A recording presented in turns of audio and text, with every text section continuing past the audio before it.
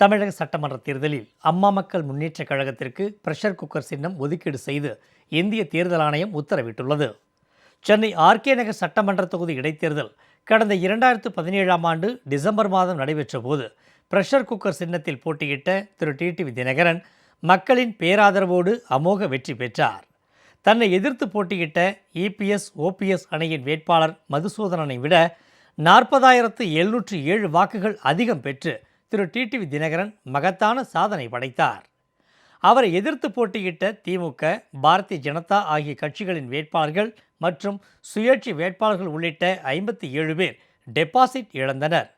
இதனைத் தொடர்ந்து அம்மா மக்கள் முன்னேற்றக் கழகத்திற்கு பிரஷர் குக்கர் சின்னத்தை ஒதுக்கீடு செய்ய வேண்டுமென கழகத்தின் சார்பில் இந்திய தேர்தல் ஆணையத்திடம் வலியுறுத்தப்பட்டு வந்தது.